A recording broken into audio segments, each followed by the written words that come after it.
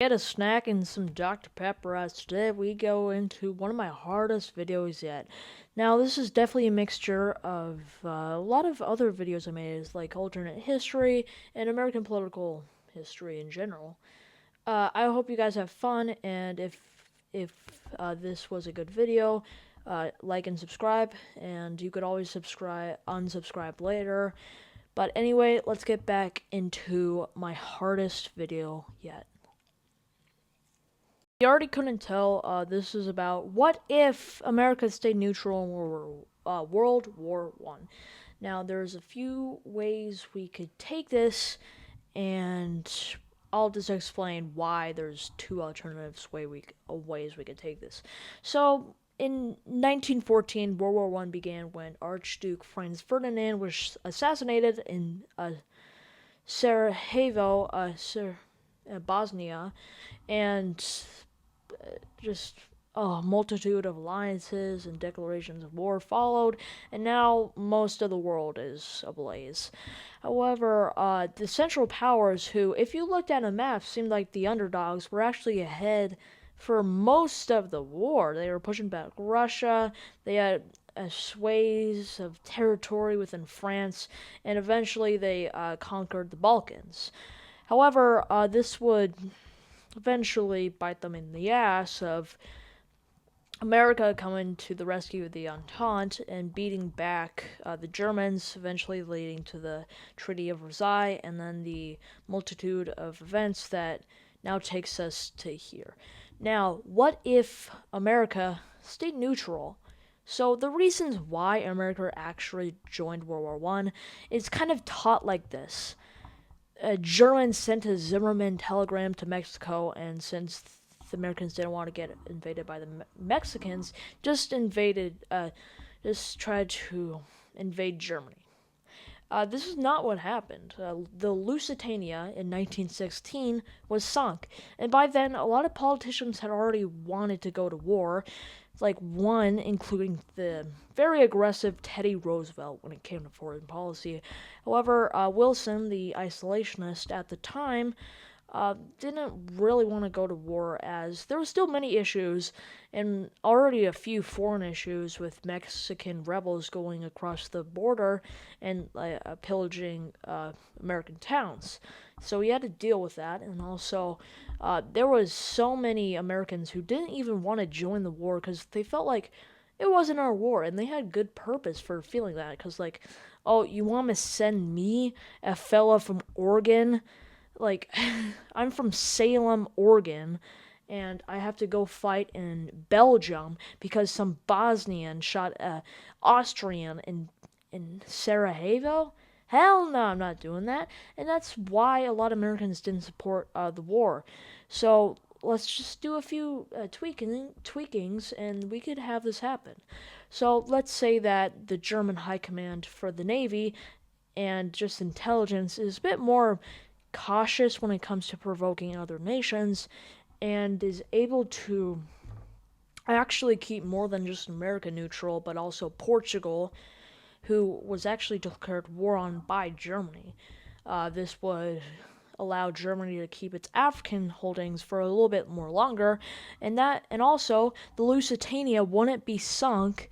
And even if some limited version of the Zimmerman telegram was sent, it would definitely heighten tensions between America and Germany, but not to the point where the American public, who kind of felt like that wasn't our war, wouldn't really want to join as much.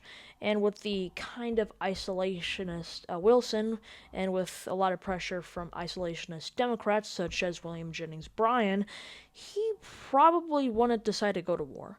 And he would be right to do so, as his 1916 re-election campaign, a lot of his focus was on he kept us out of war, basically meaning that without Wilson, America would go to war. So that's why a lot of people, especially German Americans in California, voted for him, giving him the edge over Charles Evans Hughes. Now, in this timeline, there's two alternative ways we could put this into. Either a limited German victory or a treaty that is similar to Versailles that is pointed onto the Entente. So now this is why this video is an hour long, as you could see down below. So we're going to be talking about this. Now, with Germany not having as worried pressure of the USA joining World War I, they were able to focus more on the Eastern and Western Front. To make sure that it is more realistic, we're going to have Russia quit earlier, because without the USA's joining in, the provisional government and the Soviet government wouldn't have that much of war support within their it would not it would not be as big of a margin change, but it would be enough of a margin change that Germany would only take less land than it originally did in the Brest-Litovsk treaties. This would give a few 100,000 Germans who would have been garrisoning the east to go to other fronts. 100,000 troops would go to the Macedonian front. 300,000 would go to the Western Front, and 150,000 would go to the Italian front. Now, with this 100,000 troop influx, Bulgaria and the Germans are able to push the Entente out of Greece and put a treaty upon Greece, because they didn't stop the Entente from getting into their borders. They reinstalled Constantine, and they had more monarchy and less constitution. This means that with huge losses for 1917, morale is plummeting. However, that doesn't mean that everything is gloomy for the Entente. They still have a blockade over Germany, so that means that Germany is starving itself. Eventually, it's going to collapse, and even Austria-Hungary and the Ottomans are going to collapse even sooner, so they would need a win.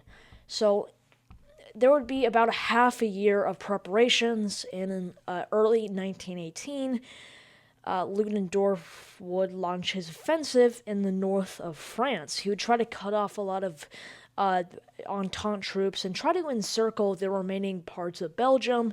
He would be able to do this, however, with massive casualties. However, the Entente realizes that they're still losing, and with the surrender at near Dunkirk, with 300,000 Entente soldiers being captured, the Entente actually goes into a more, we should probably negotiate, except the French, who wanted to fight till the bitter end. So to try to get the French on their side, Woodrow Wilson would really want to get this war over with, so he would go to France and say, "Hey, if you don't accept a negotiations deal, we're gonna embargo you and your allies." So the French would agree on a condition that Germany would not expand that much into France. So this is officially where we part ways, and so we have a limited German victory or a significant German victory. So first of all, we're going to start with the limited German victory, as it's more realistic. We're going to have Germany take the Belgian Luxembourg, the Wallonian Luxembourg area to the river near Liège, and there's a few villages from France that goes to Germany. However, it is not taken as much, and the most burdens upon France that are given onto them is financial burdens and loss of colonial holdings. However, Japan would demand that Germany would lose its Pacific colonies, and it would, so it could try to gain more support from Japan in the future against a British Empire that would still, even though Germany would be on top, the British Empire would still dominate for its colonial holdings. Poland would be under more Austria-Hungarian influence, however, still be a dominion under the German Empire with one of Kaiser Wilhelm's sons as its king. Uh, the Balkans would turn into it would just be the only one who would really win was actually Bulgaria.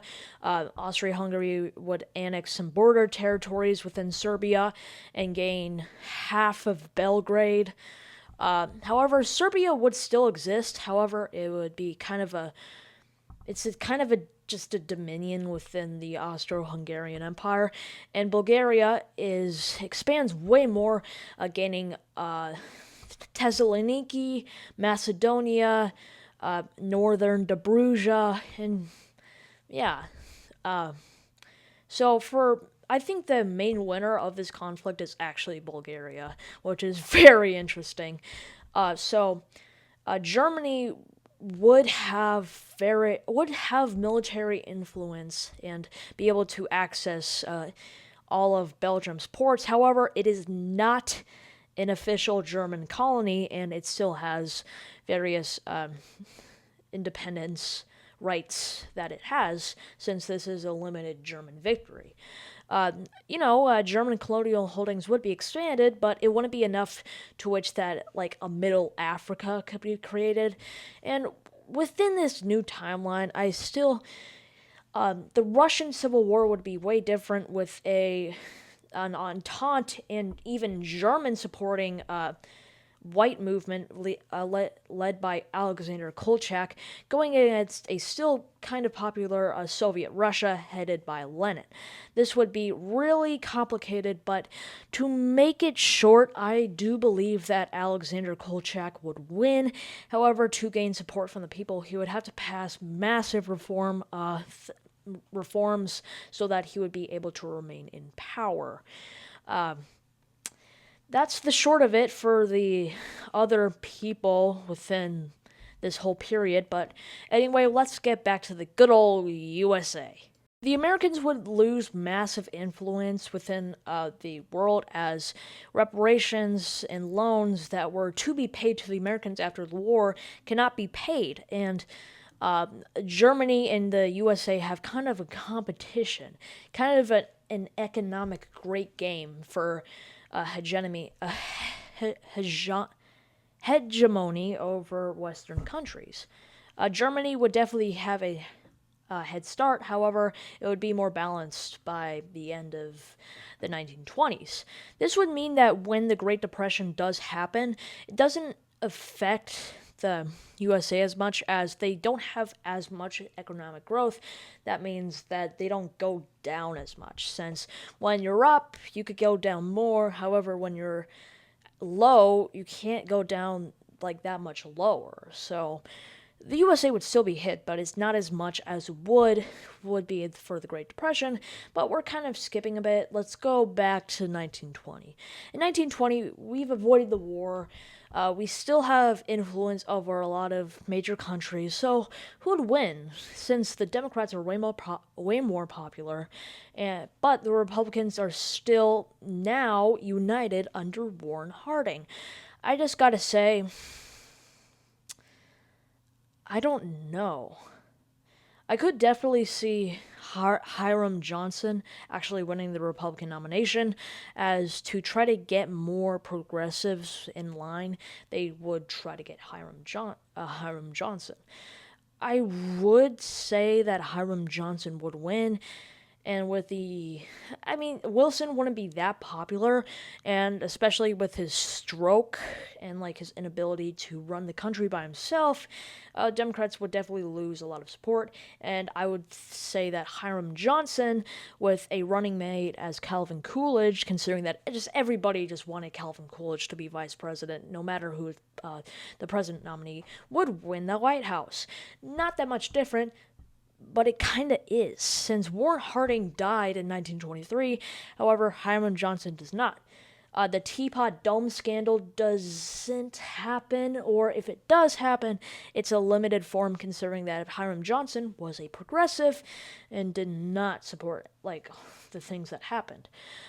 He would probably win 1924, since Although conservatives would definitely be boosted and more conservative measures being backed within the Hiram Johnson government, kind of angering Hiram, considering that he's progressive. However, he would still win 1924, and and he would actually have the support of Robert La Follette, getting him even more support. So yeah, uh,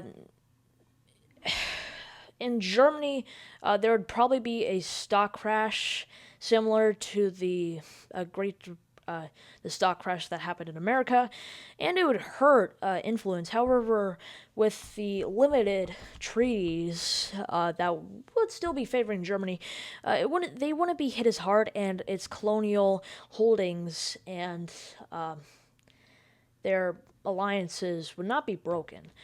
Uh, uh, There would be major revolutions within France, Britain, Russia. However, they would be put down as it was still a limited peace treaty. So they would put that down. I've also forgot about Italy. Italy would actually have to give back Venetia. However, it would have the same kind of fighting that the other powers had. However, a socialist would be in charge. However, it would still be a democratic system.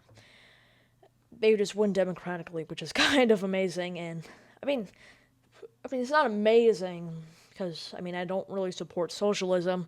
However, I think it's good that there would still be a democratic process to it.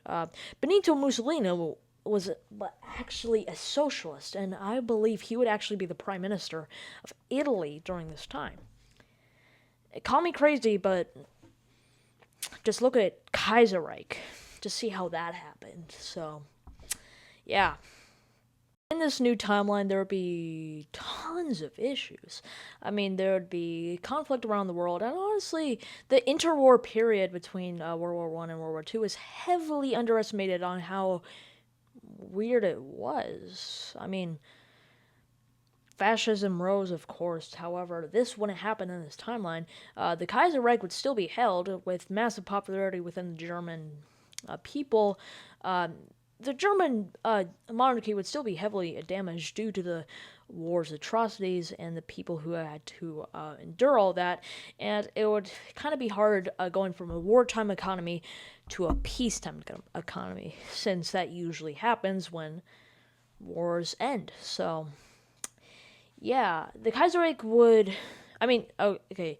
Also, when I say Kaiserreich, it has nothing to do with World War II Germany. I just want to make that clear. It has to do with World War I Germany, and before that, it's when a monarchy was in place, and it was called the Kaiserreich. So, the king's realm, also, if you just want to say that. Um. Mexico would be very heavily influenced by Americans. This still in this timeline. I do not believe that Herbert Hoover would actually run in 1928, with Calvin Coolidge actually probably running in 1928. Although he was a silent guy and all that, I do kind of see him at least trying once. Once, because he could have stepped aside during 1924, but he didn't. He did after during the 1928 election, but I don't really see him dropping out when Republicans were still popular. Calvin Coolidge would become president with a similar margin to Herbert Hoover. However, Great Depression, and unfortunately, it would tank the Republican Party's influence. However, with Calvin Coolidge's experience and the Republicans still being stable in a lot of ways, they definitely deal with it more consistently. And actually, I do believe that maybe,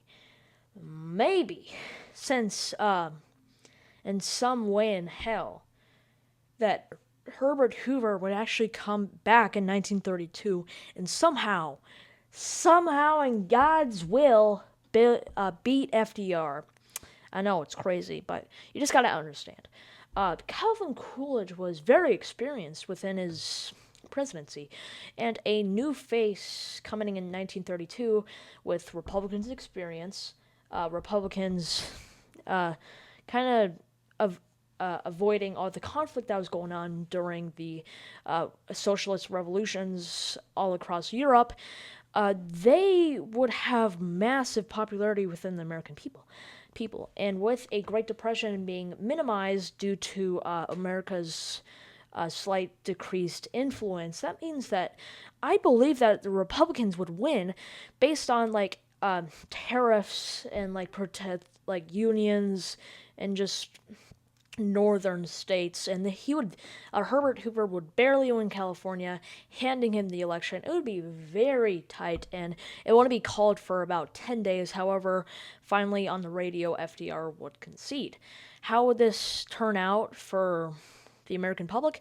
Well, the Great Depression would still go on for the next 4 years, heavily tanking FDR's popularity, and I believe that Henry Wallace, the guy, or I think it was Henry Wallace, FDR's second vice president, would run in 1936 to kind of pull away some Republican progressives onto the Democrat Party. And I believe that since people wanted more liberal ideals, and with the Great Depressions still going on, I believe that the American public would actually choose Henry Wallace in another close victory for Democrats. Now we got to talk about international things, considering that we already messed up so much within the world. So if we want to go into more American history, we have to go to other places. There would be so many independence groups within the Russian Empire, and when the Russian Empire did collapse, there would definitely be, in this timeline, a Alexander Kolchak in charge, and after dealing with economic issues for about a decade and a half, he kind of wants some revanchism, first going after Kazakhstan, then going after some villages in Mongolia, trying to demand West Karelia within Finland, and threatening to take more territories from the German-influenced Eastern Europe. He would have massive success at first. However, when it came to Finland, he would actually lose, considering that the massive debt burdens that a non-socialist Russia would have, and the Finnish getting a lot of support from the Kaiser, the Finland would actually win, getting Murmansk and the whole Karelian Peninsula. And that would kind of show Alexander Kolchak's unpopularity, and I feel that eventually he'd have to give off the presidency to the presidency. He was definitely a dictator in this timeline, to someone else. And I feel that someone would be Anton Denikin, one of the famous Russian generals. And if you know, you know. Anton Denikin would try to remilitarize the Russian military, trying to implement reforms using their population ratio to other countries for their advantage. This would cause massive tensions within Eastern Europe, causing Poland, Ukraine, Belarus, and the Baltics to provide to an Eastern European defense to halt off Russian aggression. However, Russia had some other issues, as Japan, during the whole Russian Civil War, would take a few territories, as they did have to pay monetary compensation to the Germans for taking the Asian colonies. They would, the Japanese would try, Japanese would go into World War I thinking that it would kind of be easy. They only take a few islands. However, at the peace treaty, they'd actually have to pay the Germans a bit, and that would cause a little bit of economic issues, which would give a lot of popularity to anti-democratic systems, leading to more militaristic popularity. This would cause more calls to annex a lot of Russian Asian parts. And they would try to annex Vladivostok in 1921. They would eventually do good with this, installing a Siberian government However, they wouldn't reach the Urals and only go to Novosibirsk, and with uh, heightened tensions between the former Entente and Japan, they'd have to retreat to Vladivostok. They still have it, and it'd kind of be like a Taiwan situation for Russia, since they would want Vladivostok. However, the Japanese would install a government in there and a bit of the surrounding areas. This would still cause Russian aggression, and the Japanese are also trying to go after more colonies with China, as the Germans and Japanese would try to gain more influence over China. The Germans from the south and Japanese from the north. The Germans would be successful in kind of keeping their Shandong area colonial pieces. Although the Japanese were promised this, the Germans would eventually gain it back for debt relief for the Chinese, the Qing government, which would be back in power as the Kaiser would support him back into the Chinese government. The Qing Empire would definitely still be back. However, it has so much decreased influence, and by 1928 it would collapse, leading to a provisional government, like a semi-constitutional monarchy within the Han Chinese government, still allowing emperor. However, he was basically a figurehead, and the Chinese would have many warlords, leading to an open door policy for most of the world, while the Chinese were infighting. Portugal would try to, since they were neutral, they would not be as ready for colonial bashes, and by 1930, some Chinese nationalist groups would head into Macau, seizing it, causing the world to kind of be more prepared for an Asian uprising within their territories, like in India, Indochina, Indonesia, those types of places. Now that we head into what would be World War II, the Germans would have some economic issues because of a Great Depression that would happen within Berlin, very similar to the stock market crash in the USA. However, it wouldn't be as severe, and Germany would definitely be able to hold on to much influence within Europe. The Britain would install a liberal government after many years. However, the French, still bitter about their loss, would nominate someone who never lost to the Germans, someone who triumphed after all battles, and someone who, like the French wouldn't realize, would actually betray them in our timeline, not their timeline. Philippe Pétain, the Lion of Verdun. He would become the French president in 1930 and try to gain back more influence over Belgium, Italy, and just he wouldn't be as revanchist as I don't want to get demonetized or get banned by YouTube, but they wouldn't be the no Germans. However, they wouldn't be too light on certain people, if you catch my drift. It would definitely be a hard time for a lot of minorities in France. However, it wouldn't be as bad as the no Germans. I can't believe YouTube has caused so much for even me to have to say this, but it sucks.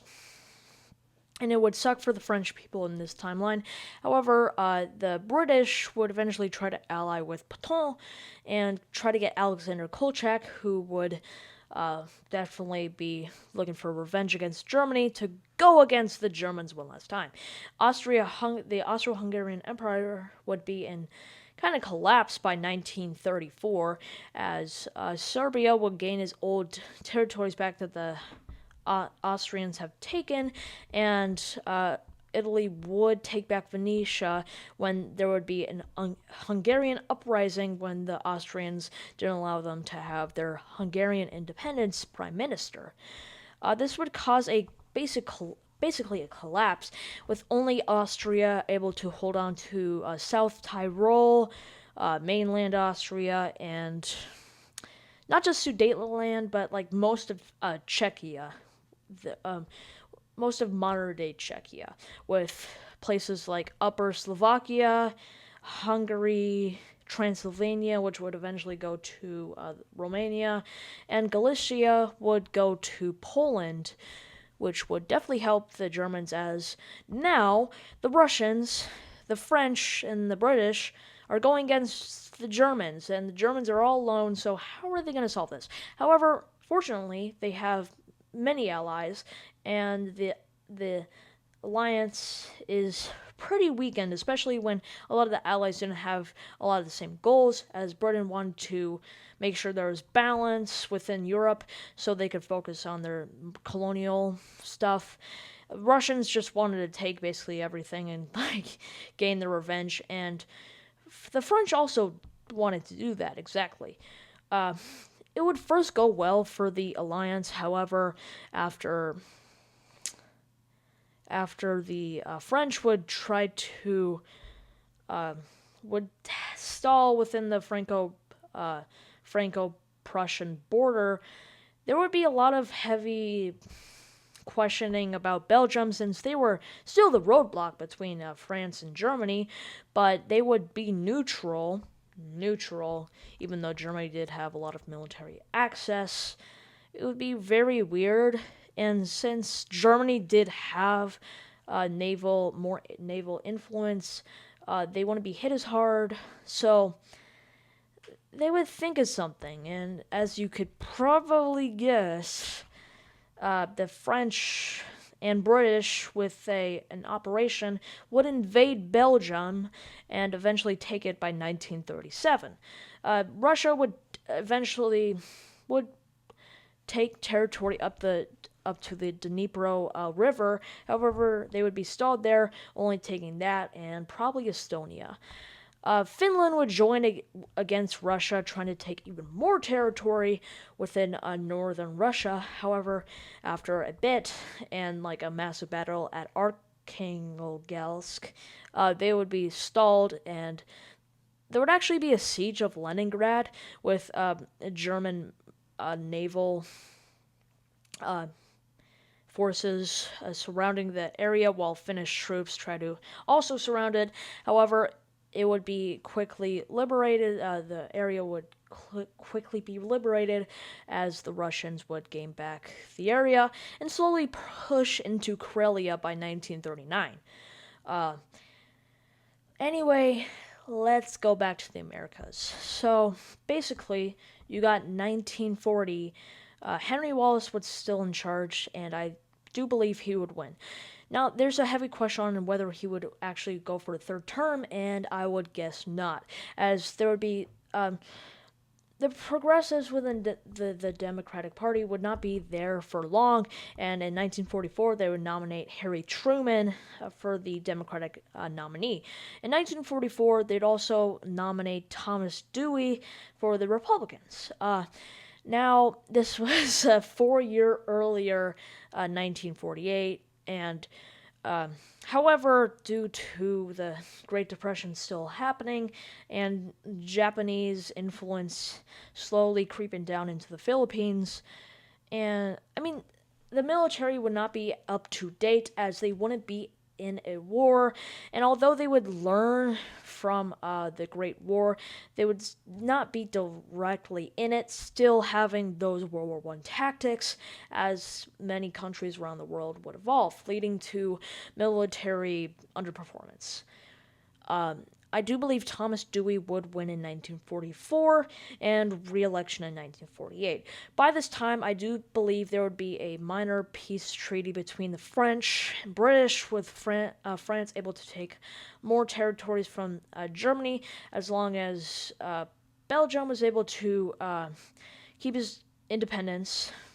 Britain and France wouldn't take any more colonial holdings from Germany, and France would to recognize Alsace-Lorraine, or or should I say Alsace-Lotharing, as German territory. Then Germans' focus would go on to the Eastern Front, and by 1942, even though there would be a sad event of Kaiser Wilhelm dying within the German government.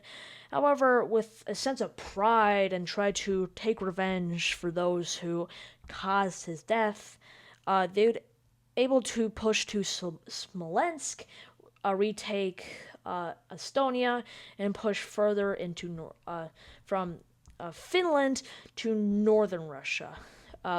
This would eventually cause whoever would succeed, Anton Denikin, to to have a limited peace treaty favoring the Germans, with Belorussia taking Smolensk, Finland gaining more of northern Russia, and just a bit more monetary compensation.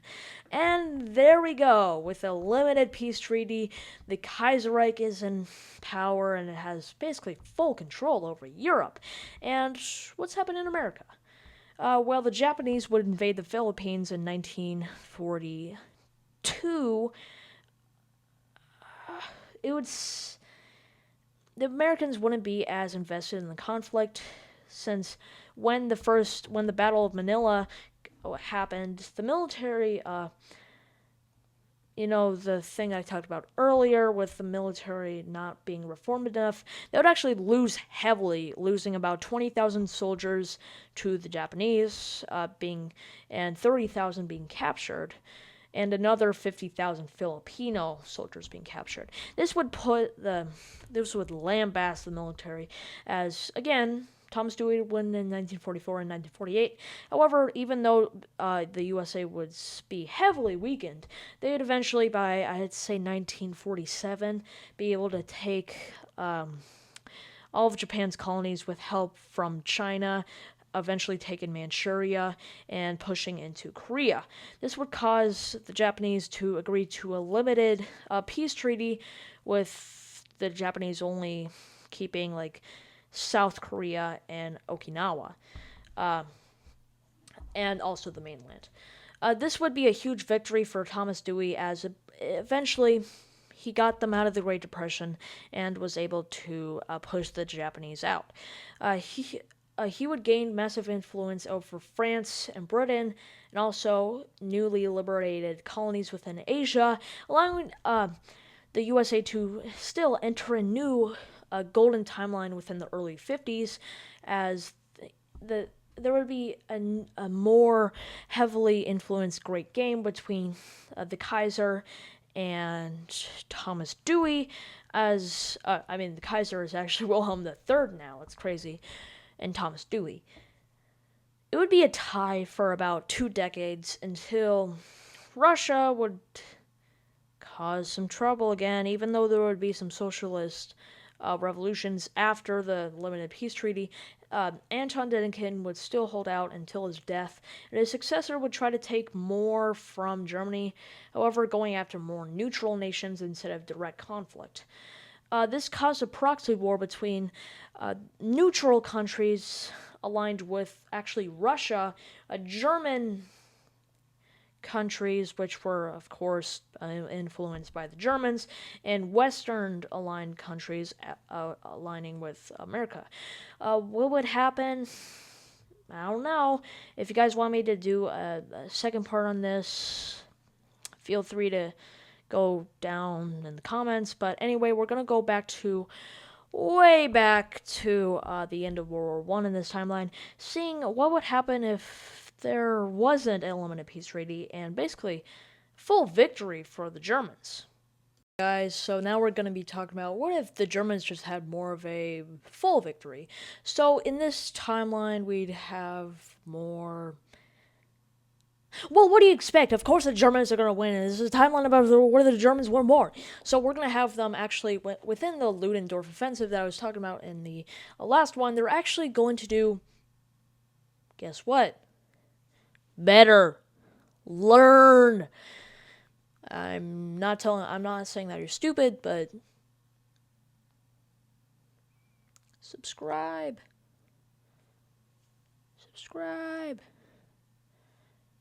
Anyway, they would encircle even more troops and even push down further, threatening Calais and eventually Paris.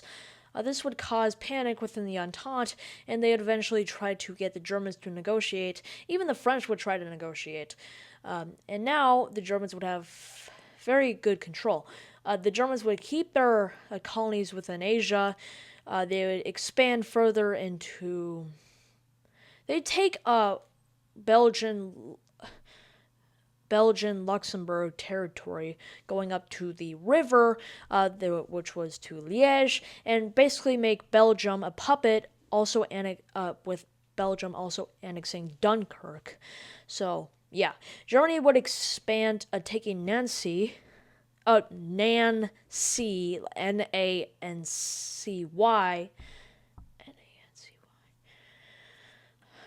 that's a town, I guess, but they would take villages and more, and the French would have to pay a massive debt to the Germans, very less so than the Germans had to pay, but very similar.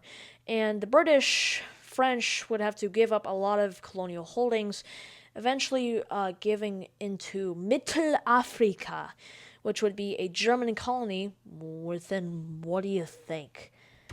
It's in the frickin' name. Middle Africa. It's in the middle of Africa. But anyway, with this, American hegemony would be challenged, and there would be a lot of infighting within the American public, as a lot of corporate interests would be challenged due to the loss of the Entente, with places like J.P. Morgan losing a lot of money over it. However, Democrats would still be popular for keeping them out of war, and I feel that the Democrats, with James Cox and FDR as his running mate, would win in 1920. Then they would go on to win in 1924, and they would also try to win more. Sorry, it's been a while. This is an hour-long video. It's crazy. They would win in 1924, 1928. However, they would win, however, to a lesser degree, as Calvin Coolidge would run in 1928. The Democrats would only win by a few electoral votes. FDR would be that winning candidate in 1928. And guess what? Great Depression. But with more German influence, the Democrats would be way more popular. Than if there was a bigger Great Depression, if you catch my drift. But we're just going to say, yeah, the Democrats would be popular enough so that it still tanks the Americans. Nobody's disagreeing on that, but it's lesser to agree than even the one that I was talking about in the last timeline. So I feel that the Democrats would win in 1932, and in 1936, with a less interest in running for a third term, FDR would hand the presidency to John Nance Garner, a political machine of Washington, D.C., and he would win the presidency in 1936 and winning in 1940. Now we're going to be talking about more international problems that would be happening in this timeline. The Kaiser would have tons of issues since they had more holdings within Europe and abroad, which means they had to cover more, spend more money, put more troops, and concentrating from a wartime to a civilian economy would be even harder. So, as they would have to put even more troops to garrison all the new holdings. They would try to get a better relationship with China, again installing the Qing Empire back, and then all of that happened, and then constitutional monarchy, and then Japan would be utterly humiliated, as they would gain nothing from joining a war that they could have actually joined the Central Powers in and actually gained something, but they didn't. So the Japanese would have major uprisings against the democratic government, leading to a Showa restoration, giving way more power to the emperor, who would be eventually Hirohito. Uh, he would invade Manchuria even earlier in 1928, which would be a warlord. Manchuria would be a warlord state. However, the Qing Empire would still try to defend it. However, it wouldn't go well, and eventually, by 1930, Japan would have control over all of Manchuria. This would cause Japanese interest to grow within Asia, and they'd actually probably attack the Philippines within 1940. But anyway, we're going to get back to that, as that does have major consequences. France would have a socialist revolution and have another government. Britain would have the same issues, with even the king having to flee over to Canada, and it would be embroiled in a 4-year-long civil war, with the eventual moderate socialists winning to gain more support from the people, and the crown would be exiled to Canada and its imperial states abroad. However, they would be able to keep the Isle of Man, kind of having it as kind of like a Taiwan for the place. So yeah, the British wouldn't be able to pay back the debt, considering that they don't have the home islands anymore, causing more tariffs to be brought onto a lot of Entente, or we're just going to say British nations. So yeah, John Nance Garner would win in 1936, probably 1940, and by then there would be a Japanese invasion of the Philippines. Now, what would exactly happen? Oh, right, yeah, since John Nance Garner is literally one of the biggest, he is such a conservative Democrat, and he would heavily support more intervention within the war. However, again, with the military not being as up to date, they'd initially lose a lot of battles, even losing the Battle of Midway, and being threatened by possibly even losing Hawaii. However, they would be able to get back on their feet, and by 1943, they'd be able to push the Japanese out of Okinawa, as their attention would be put onto Japan, and be able to win, gaining a limited peace treaty over Japan. So yeah, and also the Qing constitutional monarchy would invade Manchuria, even pressuring the Japanese more to surrender.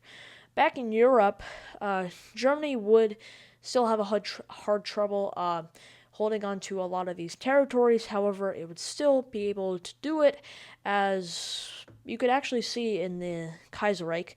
They'd be able to do it, and however, it'd still be a lot of issues. And in 1935, there would be a massive stock crash, causing a panic within the German government and its colonial holdings abroad. This basically means that now there's a weird thing going on. So you've got a socialist Italy, which I haven't talked about, but even with more losses, they'd actually go back into joining an alliance with France and Britain. Now they have the third international, trying to go against Austria and Germany. Austria would pretty much have the same borders. However, Italy would push further than Venice, going into South Tyrol. By 1939, France would demand back all its territories lost, both in the World War I and in the Franco-Prussian War, and this would obviously be denied, and the Western Front would still be as quiet as ever, and Austria would eventually join in on trying to get Italy to back down, and it would basically be a stalemate. Now we gotta go to Russia, who would probably have maybe not a dictator in charge. Maybe they'd have a military. I mean, it's still a dictator, but it's like not Alexander Kolchak. Probably someone like Peter Rengel, the very militaristic general being in power. However, he'd try to reform the Russian military and take until 1942 to eventually join the Second World War, or well, I think they would call it in this timeline the Second Great War, as there would be a stalemate on the Western Front. Russia would eventually invade to the Dnipro in Ukraine and Estonia in the Baltic states. So the USA would maybe try to intervene to like get back relations with the Entente, which had soured ever since the Americans had demanded back a lot of the money that they kind of did deserve. But anyway, we're going to go. So we're going to go into the direction in either what if America actually joined in this new conflict, or whether they wouldn't. So the Americans would be at a crossroads, as by 1943, although they had defeated the Japanese and returned to a more civilian economy, there was still the threat of what if the Third International actually won against the Germans and would eventually threaten North America. This would cause panic, as in 1944 there would be a major election with a conservative Democrat of Harry Truman, who would kind of be way more isolationist. Although he was definitely hawkish, he wouldn't want to join a war so quickly against another candidate who would be Thomas Dewey, which would have a shattered Republican Party, as the Republicans haven't won a single election since 1908 in this timeline. So, eventually, Thomas Dewey would win. However, it's to the point where it's like he has to give major concessions to the Democrats, and it would be kind of weird in a way, but Anyway, I do think that America would probably join in this new war. However, with kind of a more isolationist tendency, as the Americans joined the war in probably 1946, as there would be a few gains from the Third International into Alsace-Lorraine and Belgian territory. However, it would not be enough, and it would still stall with heavy losses for the Third International. By 1947, a planned Entente and American invasion of South England would prepare, and by 1948, the British would surrender. France and Italy would still be heavily pressured to give up, and however, with a socialist government, they probably wouldn't give up, considering that they would fight to the bitter end for the workers. So the Americans, British, and Germans would gather forces and in 1949 take down Paris, invade Italy, and finally, in 1950,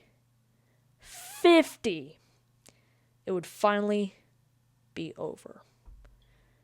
So that's what happened if they did join the war. But what if they didn't? So, actually, before I talk about that, after the win against the socialists, Germany would go on to face Russia. However, they'd be in a stalemate and eventually agree to a treaty, just kind of having the same borders, having a kind of North Korea, South Korea, like demilitarized zone across the Dnipro River, and just current borders. So, anyway, what if the Americans didn't join the war? So, in 1944, with the election, Thomas Dewey and Harry Truman would win. And now, with a isolationist guy, he probably wouldn't join the war, trying to hold his gains within Asia, as he already had gotten so far. So, would he join the war? I don't think so. And here's what happened if he didn't. Germans would still have to pull back a little bit, as the socialists would still get many casualties. They'd realize that they're not doing well, and they have to come up with a new strategy, kind of waiting on Russia to finally do something. However, with strained relations between the Third International and Russia, because the Russian government did not believe in socialism, especially in this timeline when they literally went against socialists. They wouldn't really have a good relation, and the Russians would actually try to get out of the war earlier, and because in the other timeline with the Americans joining in, they kind of try to race to get the most territory. However, when they realize that everything's kind of stalemated, they just try to get out of it to save more Russian lives. This would mean that in 1945, I think, Russia would leave in a compromise peace treaty with Russia, getting the Dnipro and getting Estonia. So getting more than they actually got in the other timeline. Germany and the socialists would be at a stalemate. However, with an emboldened Kriegsmarine, they would eventually invade Scotland and eastern England. Would this cause the socialist defeat? Not immediately, as the exile government in Canada would still have a long time gathering of forces for a joint invasion of the Germans. The Germans would feel kind of weird, considering that we thought we were going to work together to finally beat the British, but you're not here. So there would be some strained relations, but in 1947, the British, because we're just going to call them British, the British exiles would finally invade Western England, and by 1951, they'd finally defeat the Third International. A new French Republic would be established. The British exiles would come back under Elizabeth II, and Italy would finally become united under a provisional government headed by a monarchy. This would definitely help the Kaiser. However, to kind of get good relations with the former Entente, they'd just demand that the French government would recognize that all the new territories that were drawn up, and they'd finally recognize Alsace-Lorraine as German territory. So this would finally happen within 1953. Well, that's probably going to be it. I hope you guys like this video. It's been a long one. I don't want to sleep. But anyway, goodbye. Oh, I said I'm done. However, I have one thing left to say. You may have seen that I've been really excited from all the new subscribers I've had. It's been amazing. However, recently I've been losing a few subscribers, and I need your help to expand this channel. I'm thinking about it. I'm thinking about promoting it by getting YouTube to promote it in some way, or going to other channels, but it's not been happening, and the channels that I have been able to get to, like Monster Z, haven't actively been promoting it, which sadly led to not a lot of people from his side going to my channel. So if you guys have any ideas, that would be amazing. Also, this was a long-ass video. I don't know. And, yes, if you're wondering, this is probably the thing that makes it over an hour long. If you do see me that I've deleted a video, it's either that I didn't like it at all, or it didn't really reflect me in a way, or maybe it showed possibly something that never mind, that I didn't really want. So I did try to get you guys to do some artwork. However, thankfully, not thankfully, considering that I did want you guys to show me some artwork. However, you told me that my profile is fine, and I do see that. It's kind of original in a greater sense anyway. But I just have to say, it's finally May Madness! It is finally May Madness, I swear to God. Oh my God, this is gonna be so hard. I mean, like, I could do the second part of the Calvin Coolidge video probably on the 3rd, I think. Oh yeah, this is recorded today. This is recorded on the 1st of May, so if you're wondering why I did this, yes, to hell with it. I'm doing this so I could just get it over an hour. So I technically promised it to you. I legally promised it to you, and I legally delivered it, okay? But if you have any ideas, just leave it in the comments below. The political kid for president 2048!